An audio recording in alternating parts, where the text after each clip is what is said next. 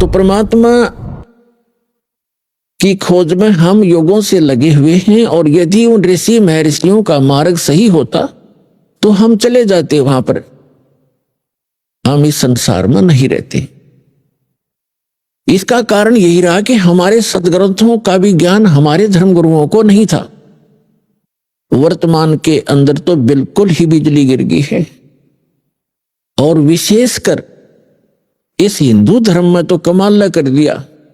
जितना भक्ति का इस अध्यात्म मार्ग में जो घोटाला देखा है इस हिंदू धर्म के अंदर, और अन्य धर्मों में नहीं देखने को मिलता। अन्य धर्मों के धर्मी जैसे कोई कुरान शरीफ का मानने वाला है, कम से कम कुरान शरीफ को आधार तो मान रहा है, और उसके अनुसार जैसा भी उनकी परंपरा वो एक ही तरह की भक्ति करे।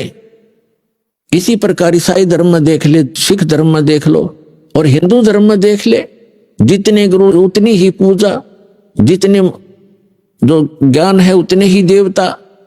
कोई कुछ पूज रहा है, कोई कुछ पूज रहा है, कोई कुछ बता रहा है, कोई कुछ बता रहा है, कोई आधार नहीं। जबकि हमारे सदग्रंथ हैं, उनको तो देखिए हम झांक के, तो हमारे धर्म गुरुओं को हमारे धर्म ग्रंथों का भी ज्ञान नहीं था। इस कारण से हमारे उन अनमोल रत्न, जो अनमोल खजाना हमारे घर में छुपा पड़ा था, ये हमारे धर्मगुरु उसको हमारे सामने रख नहीं सके, जिस कारण से हम गरीब से गरीब होते चले गए। हम आध्यात्मिक गरीब हो गए, निर्धन हो गए। कबीर साहब कहते हैं, कबीर सब जग निर्धना और धनवंता ना कोई, धनवंता सो जानिए जिस पर राम नाम धन होए। तो हमारे पास राम नाम धन नहीं रहा, जिस कारण से हम भिखारी बन गए। तो पुण्यात्मा, अब हमने फिर राम नाम के धन को पुनः संग्रहित करना है शास्त्र अनुकूल साधना करके। अब आज का जो समागम प्रारंभ हुआ है, इसका उपलक्ष्य है कि ज्येष्ठ सुदी पूर्णमासी को वो परम अक्षर ब्रह्म जो हमारे पिता हैं, जो हमारे हमदर्द हैं, जो हमारे दुख में दुखी होते हैं, जो हमें सुखी करने के लिए, और सतलोक जो स्थान हम छोड़कर आए हैं जहां हम सुखी रहा करते थे, उसकी खबर बताने के लिए, खबर देने के लिए, उसकी जानकारी देने के लिए वो परमात्मा स्वयं ही आते हैं। और ये हमारे सतग्रंथ भी प्रमाणित कर रहे हैं। ऋग्वेद मंडल नंबर 9 सूक्त नंबर 86 और मंत्र नंबर 26 और 27 में, ऋग्वेद मंडल नंबर 9 सूक्त 82 मंत्र 1, 2, 3 में, ऋग्वेद मंडल नंबर 9 सूक्त 20 मंत्र 1 में, ऋग्वेद मंडल नंबर 9 सूक्त 94 के 94 के मंत्र नंबर 1 में, ऋग्वेद मंडल नंबर 9 सूक्त 95 के मंत्र नंबर 2 में, ऋग्वेद मंडल नंबर 9 सूक्त 96 96 के मंत्र 16 से लेकर 20 में, ऋग्वेद मंडल नंबर 9 सूक्त 54 मंत्र 3 में, ऋग्वेद मंडल नंबर 9 सूक्त 1 मंत्र 8 और 9 में, और भी अनेक स्थानों पर ये प्रमाण दिया है कि वो परमात्मा जो सर्वशक्तिमान है, सर्वोत्पादक प्रभु, सबकी उत्पत्ति करने वाला, वो परमात्मा ऊपर रहता है ध्रुवलोक के तीसरे पृष्ठ पर। ध्रुवलोक माने तेजो में लोक, जो सौ प्रकाशित पृथ्वी सतलोक है। उस पृथ्वी पर वो परमात्मा एक गुम्बज के अंदर राजा के समान, सिर पर मुकुट है, ऊपर श्वेत छत्र है दाता का, और सिंहासन यानी तख्त पर विराजमान है। तो जिन महापुरुषों ने परमात्मा को वहां देखा, उन्होंने भी बताया है परमात्मा का साक्षात्कार जिनको हुआ है, क्योंकि वो परमात्मा स्वयं ही उनको लेकर के सतलोक गए थे, अपना निज स्थान दिखाकर उनको वापस छोड़ा था। उनमें से एक हैं आदरणीय गरीबदास साहिब जी, गांव छुडानी, जिला झज्जर, हरियाणा वाले। उन्होंने कहा कि श्वेत छत्र और सिर मुकुट विराजे, देखत ना उस चेहरे नु, गरीबदास ये वक्त जात है, रोगे इस पैरे नु। यानी वो परमात्मा के सिर पर सफेद छत्र है एक ऊपर, जैसे ये छत्र आप छतरी देखते हो छोटी सी, ये तो आर्टिफिशियल है, वहां परमात्मा की ओरिजिनल है।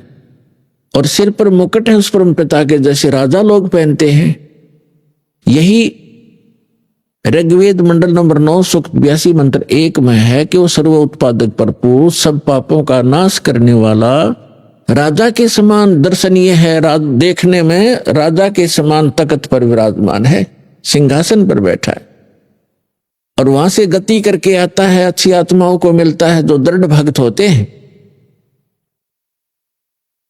तो इन सभी वेद मंत्रों का निष्कर्ष है कि वो परमात्मा ऊपर बैठा है, नर आकार है, मनुष्य दृश्य है। जिन महापुरुषों ने परमात्मा को देखा उन्होंने कहा हमरे ही हुनियार है हमारा सृजनहार, हमारा सृजनहार, हमारा भगवान, हमारा उत्पत्ति करता, हमारे ही शकल का है, हमारे जैसी शकल का है, हुनियार हमारे जैसे रूप का है। लेकिन उस परमात्मा की सामर्थ्य और मटेरियल ऑफ बॉडी हमसे ज्यादा शक्तिशाली और अविनाशी है, ताकतवर है, तेजों में है। तो सतलोक में जाने के बाद प्रत्येक प्राणी, प्रत्येक जीव हंस कहलाता है, हंस। और वहां जाने के बाद प्रत्येक का जो शरीर बनता है वो, जैसे हमें यहां शरीर मिला ये कच्चा है, इस किसी कारण से भी विनाश को प्राप्त हो जाता है, वहां जो शरीर मिलेगा वो कभी विनाश को नहीं प्राप्त होगा। उसमें नाड़ी तंत्र नहीं है, उसके अंदर ब्लड प्रेशर, शुगर, कैंसर आदि कोई रोग नहीं होता, वहां वृद्ध अवस्था नहीं है, और वहां सदा युवा रहते हैं। ऐसे आपका परिवार होगा और बच्चे होंगे, और एक स्थिति ऐसी आती है कि वो युवा होने के बाद फिर युवा ही रहेंगे, वो सदा वृद्ध नहीं होते। और इतने शुद्ध विचार हैं, किसी चीज का अभाव नहीं है, किसी वस्तु का अभाव नहीं वहां पर। यहां तो एक हीरा आपने शायद किसी ने जीवन में देखा भी नहीं होगा, हीरा। और वहां सतलोक के अंदर हीरों के तो पहाड़ हैं, जैसे यहां पत्थर के पहाड़ हैं, वहां हीरे ठोकरों में रले मिलेंगे आपको। और दूधों की दरिया बहती है, सदाबहार वृक्ष हैं, किसी चीज का अभाव नहीं, जहां बैठो कुछ खाओ। और सब पकवान आपको किसी प्रकार के पकवान, जैसे परमात्मा जब काशी में आए हुए थे, 120 वर्ष रहे, तो एक बार किसी ने मजाक कर दिया था, झूठी चिट्ठियां डाल दी थी कबीर भगवान के नाम से कि सभी साधु संत आओ, और कबीर साहब भंडारा कर रहे हैं। और उस समय लीला कर रहे थे, दाता एक गरीब कति एक सिंपल भगत की झोपड़ी में रहा करते थे, 2 समय का मुश्किल से आहार होता था, और जिसके द्वार पर 18 लाख व्यक्ति आ गए। तो वो परमात्मा स्वयं गए अपने निज स्थान सतलोक में, और वहां से 9 लाख बैलों के ऊपर बने बनाई जलेबी, कचौड़ी, पकौड़ी, दही, बड़े, बूंदी, लाडू, सब कुछ भरकर, दाल, चावल, खांड, खीर, सब कुछ बने बनाया, और यहां सेकंड में लाता रहे। तो वहां ये सब वस्तुएं आपको उपलब्ध हैं। तो वहां कोई राग नहीं, कोई द्वेष नहीं। या तो हम कभी किसी जमीन के बंटवारे पर लड़ मरते हैं, जमीन वहीं रह जाती है और इंसान मर जाते हैं। तो ये वृत्ति खराब क्यों होगी हमारी? क्योंकि एक तो ज्ञान नहीं, और दूसरा हमारे साथ भगवान नहीं। जब हमारे साथ भगवान होगा और ज्ञान होगा, हमें किसी चीज का अभाव यहां भी नहीं रहेगा।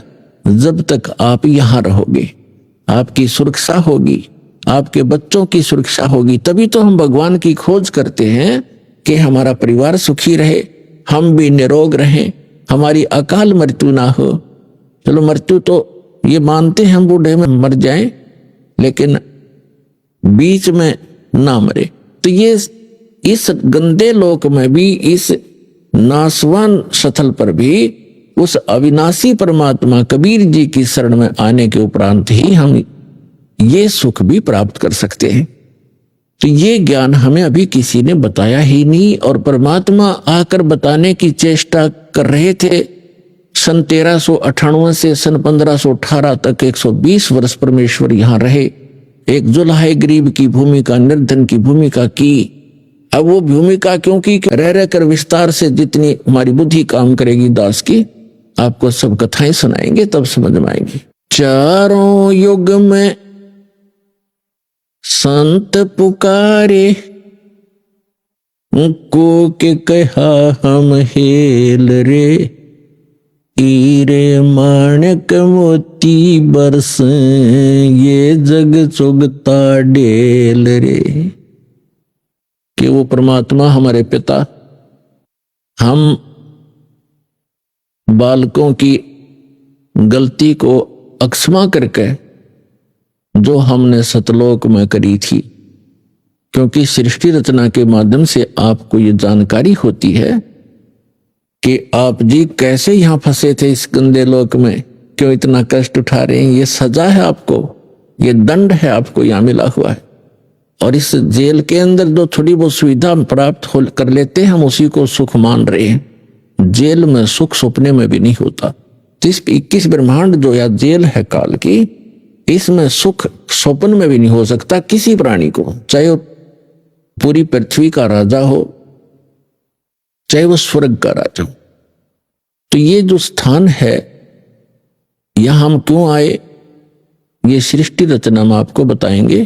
तो उस गलती को अक्षमा करके परमात्मा हमें बालक जान के अब यहां आते हैं, हमें अपना निज स्थान बताने, अपने पाने की यानी सतलोक जाने की विधि बताने के लिए वो स्वयं ही आते हैं। जैसे उस परमात्मा के विषय में आप जी ने अभी प्रमाण सुना कि चारों वेदों में उसमें स्पष्ट है कि वो परमात्मा ऊपर रहता है, वहां राजा के समान ओवरऑल कंट्रोलर के रूप में सिंहासन पर विराजमान है। और उस परमात्मा की शक्ति, पावर ऑफ गॉड, उस परमात्मा की शक्ति सर्वव्यापक है। वो परमात्मा एक देशीय है, एक स्थान पर रहता है। जैसे सूर्य एक देशीय है और उसकी जो शक्ति है वो निराकार रूप में प्रत्येक को प्रभावित कर रही है। उष्णता उसकी शक्ति है, आप छाया में बैठे होते हो तो भी उसकी उष्णता आपको महसूस हो रही होती है। इसी प्रकार परमात्मा की जो शक्ति है प्रत्येक कण कण में विद्यमान है। परमात्मा एक स्थान पर है, नर आकार है और वहां से गति करके यहां आता है। वो उद्देश्य क्या रखता आने का, वेदों में भी आपको बहुत बार प्रमाणित किया है और आगे भी बताएंगे कि वो परमात्मा यथार्थ भक्ति मार्ग बताने के लिए ही यहां आता है। हमें यदि किसी वस्तु की आवश्यकता है तो मोक्ष मार्ग है वो। मोक्ष माने यहां इस बंधन से छूट जावा जो कर्म बंधन से हम बंधे हुए हैं, और कर्मों के बंधन से छुड़वाने वाले को बंदी छोड़ कहते हैं। और कर्म के बंधन को केवल वो बंदी छोड़ परमेश्वर सत्य पुरुष कबीर साहब ही छुड़वा सकते हैं। मासा घटे न तिल बधे विधना लिखे जो लेख, सच्चा सतगुरु मेट कर ऊपर मारे मेघ। अब जब परमात्मा यहां आते हैं हम उस परमात्मा को पहचानते नहीं। क्यों नहीं पहचानते? क्योंकि हमने डेफिनेशन ऑफ गॉड व रॉन्ग सुन रखी होती है। परमात्मा की जो परिभाषा है वो हमने गलत सुन रखी होती है, जिस कारण से हम परमात्मा का कुछ और ही दृष्टिकोण से विवेचन करते रहते हैं और वही धारणा हमारे हृदय में समाई रहती है। इसलिए वो परमात्मा यहां परमात्मा कम और एक मानव की तरह अधिक लीला करता है ताकि वो हम उसके निकट रहकर कुछ उनके ज्ञान को फॉलो कर सके। तो इसलिए वो परमात्मा स्वयं आकर के यहां पर ज्ञान देते हैं। तो वो परमात्मा ऊपर रहते हैं, वहां से गति करके आते हैं, अच्छी आत्माओं को मिलते हैं और उनको फिर अपने सतलोक ले जाकर अपना गवाह बनाकर छोड़ जाते हैं। अब उन गवाहों ने, उन जो साक्षी बने परमात्मा के, जिनको भगवान मिले, उन्होंने और साथ में हमारे पवित्र सदग्रंथों ने, दोनों ने रिल मिलकर ये सिद्ध कर दिया कि परमात्मा कैसा है, कहाँ रहता है, उसका नाम क्या है, उसके पाने की विधि क्या है, वो मेथड कौन सा है जिससे हम परमात्मा प्राप्त कर सकते हैं। और जो सदग्रंथों में और जिनको परमात्मा मिले उन महापुरुषों के अनुभव की जो उनकी अपनी अमर वाणी है, एफिडेविट है, वो दोनों मेल खा जाते, फिर संशय नहीं रहेगा आपको। फिर संशय नहीं रहेगा कि हम जो कर रहे हैं वो ठीक है या गलत है, वो फिर स्वस्थ हो जाएगा। इसलिए उस परमात्मा ने बताया है, वो परमात्मा चारों युगों में आते हैं और वो स्वयं ही आकर अपना ज्ञान कराते हैं। अथर्ववेद कांड नंबर 4 अनुवाक नंबर 1 मंत्र 1 से 7 में ये सारी सृष्टि रचना कोड वर्डों में दे रखी कि वो परमात्मा कबीर देव है, कबीर साहब है, और वो सभी ब्रह्म का भी, परब्रह्म का भी, और सभी ब्रह्मांडों का रचनहार है। और वो अपने द्वारा रची हुई सृष्टि को स्वयं ही ठीक ठीक बताता है। अन्य तो अटकलबाजी लगाते हैं, जैसे ब्रह्मा जी ने देवी पुराण में अटकलबाजी लगा रखी है। ऐसा सुना जाता है, ज्ञान और अज्ञान के आधार से मैं बता रहा हूं। तो जहां ज्ञान है फिर वो ज्ञान कहां रहा? अब थोड़े से हलवे में थोड़ा सा रेत भी डाल दे तो वो स्वाद ही सारा करकरा हो गया। इस प्रकार वो परमात्मा स्वयं आते हैं और क्या बताते हैं? चारों युग में संत पुकारे, को के कहा हम हेल रे, हीरे माणिक मोती बरसे, ये जग चुगता ढेल रे। परमात्मा कहते हैं मैं चारों युगों में आया और चारों युगों में अच्छी आत्माओं को मिला जो संत कहलाए, और हमने आवाज लगा लगा कर कूक कहा हम हेल रे। कूक माने ऊंचे स्वर तक गुरज गरज के आवाज लगा लगा के बताया कि ये साधना तुम कर रहे हो गलत है, ये पूजा गलत है, ये साधना करो।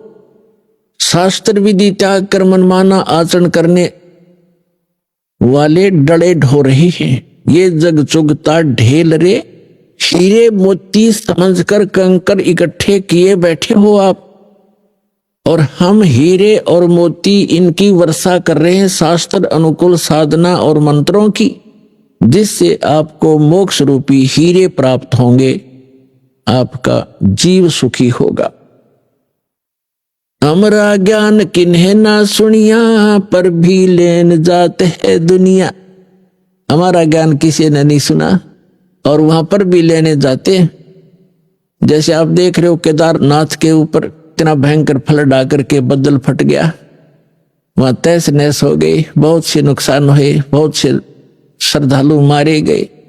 यदि अमरनाथ के ऊपर जाते हैं, शायद ही कोई ऐसा वर्ष गया होगा जिसमें 100, 200, 1000, 1500 ना मरे हों दर्शक श्रद्धालु। तो पुण्यात्माओं, आत्मा भगवान बिना रह नहीं सकती, इसका स्वभाव है। इसको आवश्यकता उस भगवान की, जिस दिन से ये उससे बिछुड़ी है उसी दिन से उसको वो सुख नहीं प्राप्त हो रहा जिसको ये छोड़कर आ चुकी है।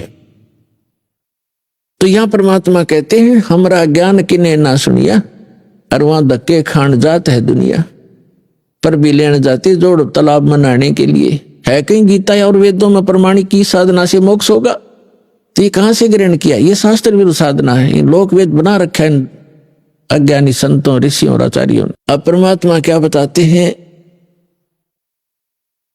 सतयुग में सत सुकृत कह टेरा, त्रेता नाम मुनींदर मेरा, द्वापर में करुणा में कहाया, और कलियुग नाम कबीर दराया। चारों युग में संत पुकारे, और कूक कहा हम हेल रे, हीरे माणिक मोती बरसे, ये जग चुगता ढेल रे। आत्माओं, किसी भी महापुरुष का इतिहास आपको नहीं मिलेगा जो चारों युग के अंदर आए हों, और चारों युग से आगे की भी जो जिन्होंने जानकारी दी हो, और सृष्टि की रचना की जानकारी जिन्होंने दी हो, तो वो परमात्मा है जिसने अपने द्वारा रची हुई सृष्टि को ठीक ठीक बताया। क्या बताया है? परमात्मा इस वर्तमान के चल रहे चतुर्युगी में सबसे पहले सतयुग के अंदर सत सुकृत नाम से यहां प्रकट हुए थे, और ये लीला ऐसी ही करते हैं। परमात्मा वो परम अक्षर ब्रह्म इनफैक्ट वास्तव में यदि कोई भगवान है, परमात्मा है, तो एक ही है। परमात्मा एक है, प्रभु अनेक हैं। पुणात्मा, धीरे धीरे आप बच्चे हो, इस अध्यात्म मार्ग की जब आप पीएचडी कर लोगे तब इन कोड वर्डों को समझोगे। अभी तो हम सभी को ही भगवान कह देते हैं, सभी को परमात्मा कहते हैं। फिर आपको लास्ट में एक ही परमात्मा नजर आएगा, जैसे श्रीमद् भगवद गीता अध्याय नंबर 15 के श्लोक नंबर 16 और 17 में 3 पुरुष हैं, एक सरपुरुष, एक अक्षर पुरुष। सरपुरुष ये ब्रह्म है जिसके लोक में हम रह रहे हैं, ये काल है, ये 21 ब्रह्मांड का पुरुष है, 21 ब्रह्मांड का स्वामी है, 21 ब्रह्मांड का मालिक है, केवल 21 ब्रह्मांड का। और एक ब्रह्मांड के अंदर ये पृथ्वी लोक, स्वर्ग लोक, पाताल लोक, ब्रह्मा विष्णु महेश के लोक, धर्मराय का लोक, निरंजन का लोक और आगे दुर्गा का लोक, ये सारे मिलाकर एक ब्रह्मांड कहलाता। ऐसे ऐसे 21 ब्रह्मांड है, उनका प्रभु है, उनका स्वामी है ये ब्रह्म, लेकिन ये परमात्मा नहीं है, ये काल है। और 7 संग ब्रह्मांड का स्वामी है जो परब्रह्म, जिसको अक्षर पुरुष कहते हैं, तो वो भी स्वामी है 7 संग ब्रह्मांड का, लेकिन वो परमात्मा नहीं है। परमात्मा वो होता है जो श्रेष्ठ आत्मा हो। श्रेष्ठ आत्मा वो होता है जो किसी को दुख ना दे, सुख के अतिरिक्त उसके कोई विधान ना हो। तो वो परमात्मा सत्य पुरुष है जो असंग ब्रह्मांड का स्वामी भी है और परमात्मा भी है, वो सत्य पुरुष है। जैसे श्रीमद् भगवद गीता अध्याय नंबर 15 के श्लोक 16 और 17 में 3 पुरुष हैं, एक सरपुरुष, एक अक्षर पुरुष। सरपुरुष को हम काल कहते हैं, ब्रह्म भी कहते हैं, सरब्रह्म भी कहते हैं, और अक्षर पुरुष को अक्षर ब्रह्म भी कहते हैं और परब्रह्म भी कहते हैं संत भाषा में। और तीसरा जो परमात्मा, उसे परम अक्षर ब्रह्म भी कहते हैं, उसे परम अक्षर पुरुष भी कहते हैं और उसको परमेश्वर भी कहते हैं, सत्य पुरुष। सत्य माने अविनाशी, पुरुष माने प्रभु, परमात्मा। तो ये जो तीसरे नंबर का परमात्मा है, इसके विषय में गीता अध्याय नंबर 8 के श्लोक नंबर 1 में अर्जुन ने पूछा कि भगवान, आपने गीता अध्याय नंबर 7 के श्लोक नंबर 29 में कहा है कि तत्ब्रह्म को जानकर और सारे अध्यात्म से परिचित और सभी कर्मों से परिचित केवल साधक जरा और मरण से छूटने का ही प्रयत्न करता है, इस संसार की किसी वस्तु को वो नहीं चाहता। तो वो ऐसा वो तत्ब्रह्म है। तो 8वें अध्याय के प्रथम मंत्र में गीता जी में पूछा है, किम तत्ब्रह्म, वो तत्ब्रह्म क्या है, वो कौन है वो तत्ब्रह्म। तो गीता अध्याय नंबर 8 के श्लोक नंबर 3 में गीता ज्ञानदाता कहता है, वो परम अक्षर ब्रह्म है, वो सर्वशक्तिमान परमात्मा, परम अक्षर ब्रह्म, सबसे श्रेष्ठ। परम माने श्रेष्ठ, अक्षर माने अविनाशी और ब्रह्म माने परमात्मा। अब जैसे अक्षर पुरुष को भी अक्षर पुरुष कहा है, पर ब्रह्म को भी अक्षर माने अविनाशी, लेकिन यहां परम अक्षर पुरुष कहा है कि उस वास्तव में अविनाशी परमात्मा वो है श्रेष्ठ, सबसे श्रेष्ठ। अब जैसे एक मिट्टी से बना हो, एक स्टील से बना हो, तो उस मिट्टी वाले की तुलना में वो स्टील वाला स्थायी ज्यादा है, लेकिन उसका नाश होगा एक दिन, उसको जंग लगेगा। और वास्तव में सोना जो है उसको जंग नहीं लगता, तीसरा मटेरियल वो समझो। तो ऐसे वो परमात्मा परम अक्षर ब्रह्म है। तो गीता अध्याय नंबर 15 के श्लोक नंबर 16 और 17 का ये निष्कर्ष है कि इस पृथ्वी वाले लोक में, नाशवान लोकों में 2 प्रभु प्रसिद्ध है, एक सरपुरुष एक अक्षर पुरुष। और इनके अंतर्गत जितने प्राणी हैं वो भी नाशवान है। जीवात्मा तो किसी की भी नहीं मरती, हो तो पशु पक्षियों की भी नहीं मरती, वो तो अलग विषय है। फिर 15वें अध्याय के 17वें श्लोक में कहा कि उत्तम पुरुष है तू अन्य। उत्तम पुरुष माने श्रेष्ठ भगवान, पुरुषोत्तम। वो तो इन दोनों से अन्य है, सरपुरुष और अक्षर पुरुष से। और परमात्मा इति उदारते, जिसको परमात्मा कहा जाता है, परमात्मा श्रेष्ठ, श्रेष्ठ आत्मा जो कभी दुख ना दे किसी को। और यह लोक तरमाविष्य विवर्ती अवैश्वर है, जो तीनों लोकों में प्रवेश करके सबका धारण पोषण करता, वो है अविनाशी परमात्मा।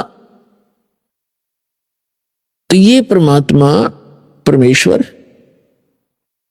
ये जो तीसरे नंबर का भगवान है, ये सबका जनक है और ये है वास्तव में परमात्मा। बाकी स्वामी हैं, प्रभु हैं। तो यहां थोड़ा सा आपको धीरे धीरे सारा ज्ञान कराएंगे। तो क्या बताया है कि चारों युग में ये परमात्मा आते हैं और ये लीला करते हैं। जैसे ऋग्वेद मंडल नंबर 9 और सूक्त नंबर 1 मंत्र 8 में कहा है कि वो सब पापों का नाश करने वाला परमात्मा 3 सतिथि से हम सबका धारण पोषण करता है। वो 3 सतिथि कैसी है? एक सतिथि में परमात्मा सतलोक में रहता है, तेजो में शरीर है उस परमेश्वर का, मनुष्य दृश्य है, वो सिंहासन पर विराजमान है, एक बहुत बड़ा गुम्बद है, स्तूप है बहुत बड़ा, और वो बहुत सुंदर सफेद कलर का है, तेजो में है, उसके अंदर से भी नूर निकल रहा है। उसके बीच में सिंहासन पर परमात्मा विराजमान है, एक राजा के समान बैठे हैं, उनके सिर पे मुकुट है और ऊपर छत्र है और उनके ऊपर चंवर अपने आप भी होता है जब इच्छा होती है, और बाकी वो रखा भी रहता है।